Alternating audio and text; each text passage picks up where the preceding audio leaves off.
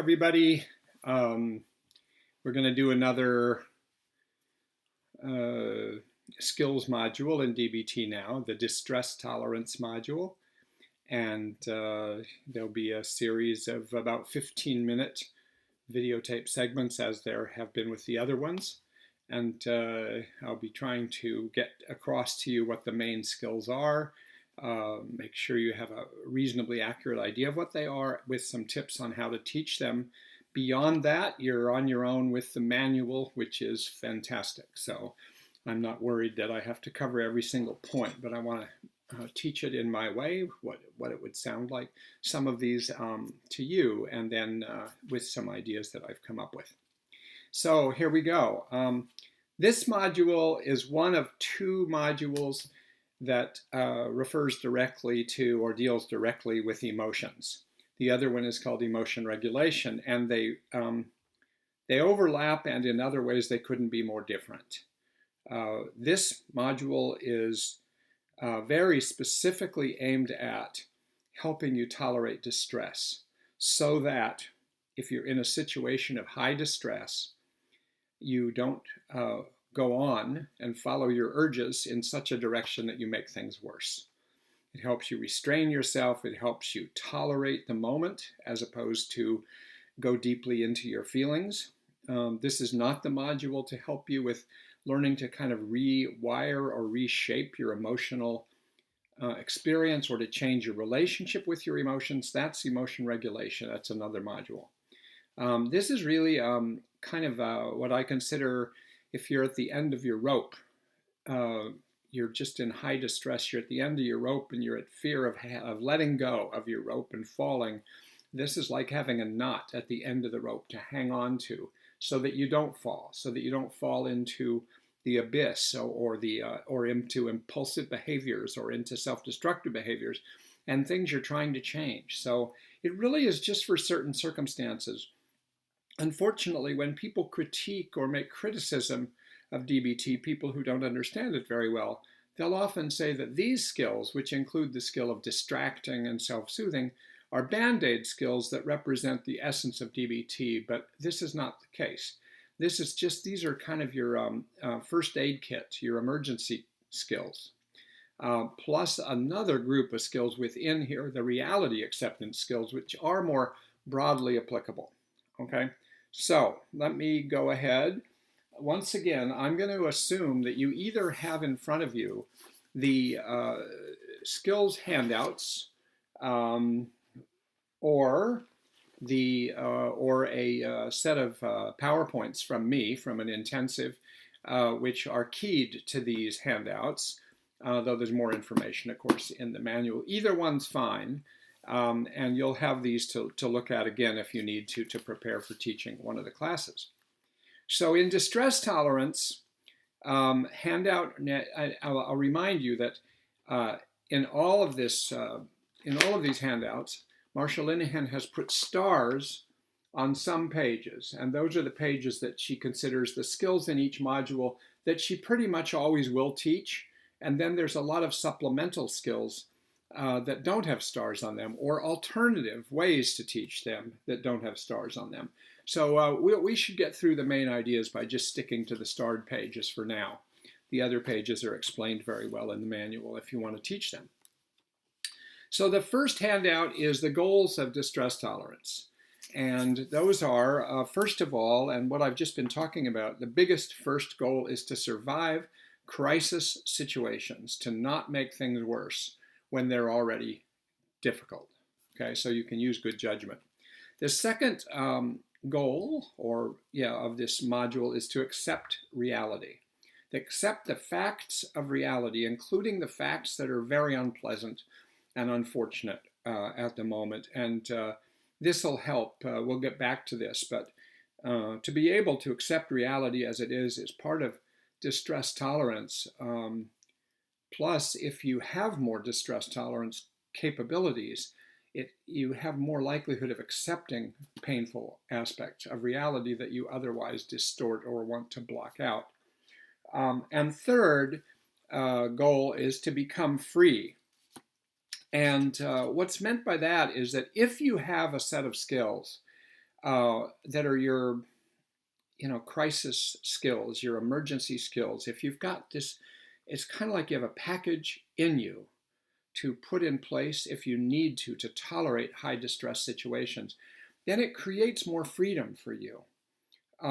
More freedom because you know that you can handle it. No more freedom because you can take a chance, take a risk, go in and try something.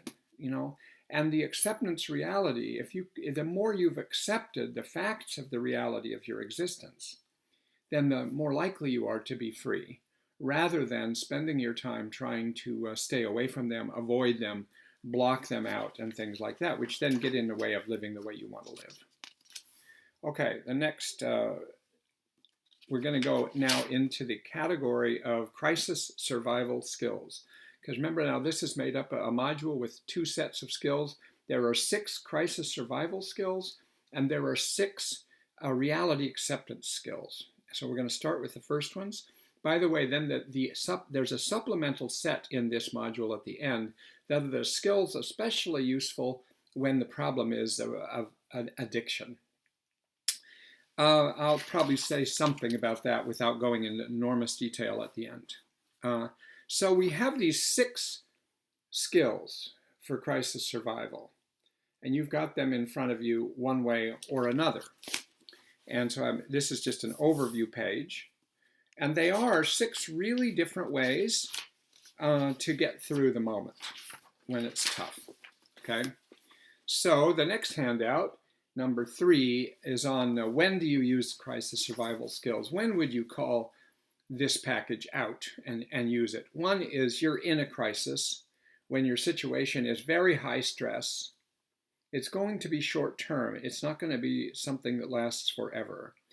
And it creates intense pressure to resolve the crisis now. So what you need is a package of skills that give you more options. You don't have to resolve the crisis now because you can tolerate the distress.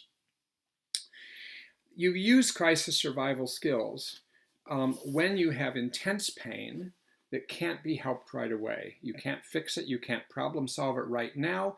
You may be able to later, and if you can tolerate it for a while with these skills, then you can come back to trying to solve a problem, or maybe it'll fade. You use them when you want to act on your emotions, but if you act on your emotions, it's going to make things worse. So these are, I don't like to call them suck it up skills, because you actually don't suck it up and deny them. But you do get off the intensity of the emotion. You don't deny the emotion. I mean, you get off the intensity of the emotion enough so you can tolerate it. You use these skills when you're overwhelmed, and yet you have demands to meet. You have to go to work. You have to take care of something. You have to take care of another person. You have to take care of yourself.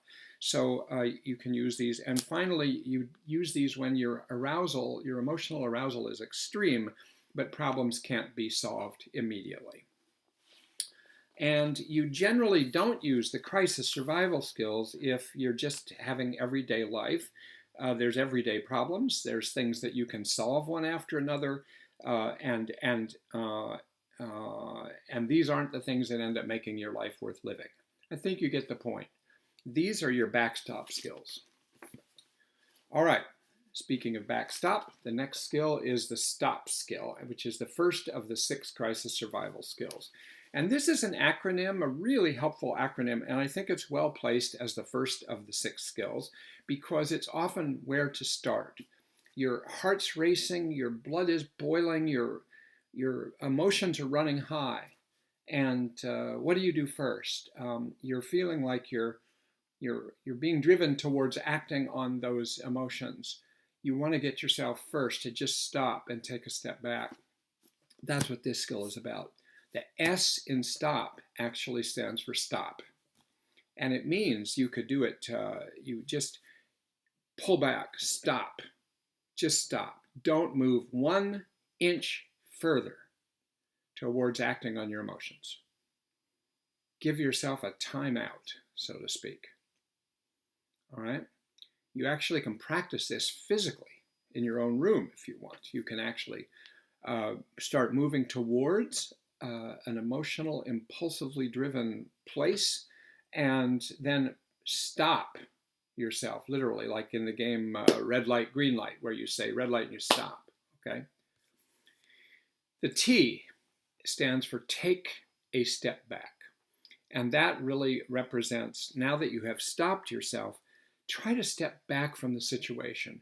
Give yourself a little space. This is where giving yourself time out. This would be the equivalent for some people of count to 10. But try to make it even longer. But take a break, maybe take a deep breath, and come back away from the thing that you're driven towards. What that does is it opens up options. It just means, okay, wait, let me have a moment of thought. And the O represents that. The STO, the O is for observe. It really is to stop and notice what's going on inside you. Take stock. Take a breath. Notice the pounding of the heart. Notice anything else going on physically, what your sensations are, what your thoughts are, and notice what's going on outside you. Notice your situation. In other words, you have frozen yourself. You've taken a step back. You're looking around. You're surveying the situation. So that's a really good use of observe.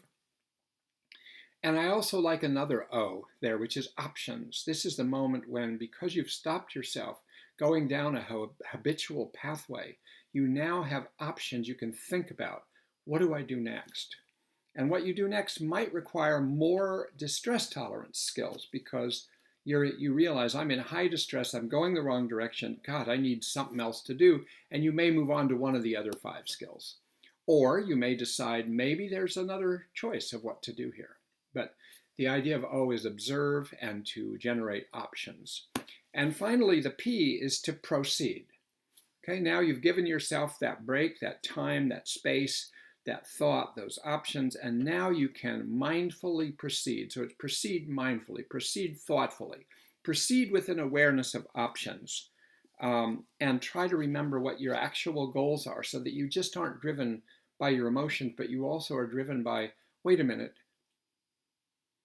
what do I want to get out of this situation? How do I want to come out of this situation? You might not want to come out of it having done something intensely emotional. So it gives you a chance to proceed mindfully. That's the stop skill. Skill number 2, pros and cons. Pros and cons.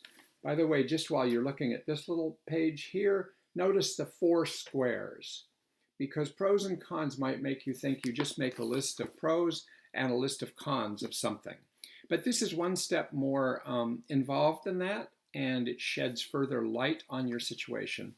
This is really, you use this when you're trying to decide between 2 courses of action. And it could be any number of things. You've probably done this many times in your life. But the courses of action in this case would be, for instance, to act on your urge, to go with the urge, to do something, even if it might be self-destructive or it might not involve much thought yet, and you haven't really checked it, you might say, and reconsidered it. So there's going with the urge, maybe then, and to make it specific for a given situation, that might mean to go drinking when you've been trying to not drink, to cut yourself when you've been trying not to do that, to make a suicide attempt, to start activating your eating disorder behaviors, anything that you're driven to that you've actually been hoping to try to be able to stop. And so the pros and cons would be to do that behavior, the 2 courses, do that behavior, or tolerate the distress and restrain yourself. That's really it. Do it, do the urge, or restrain yourself. Now, you set up these 4 boxes, and across the top you put pros and cons. Pros and cons. And along the side of the box, you'll put to act on the urges, and then below that, to resist the urges and tolerate. Right? So you're really kind of laying out, wait, which way am I going to go here? This is one of the things you could do when you're observing, when you've stopped yourself, you're observing, you're giving yourself a little space. You might then do the pros and cons. Really, it's a pencil and paper exercise, and you make that box, and now you've got the pros and the cons of, let's say, self-cutting, and you've got the pros and the cons of restraining yourself from self-cutting. And you end up with 4 boxes filled, and you try to put all the detailed information you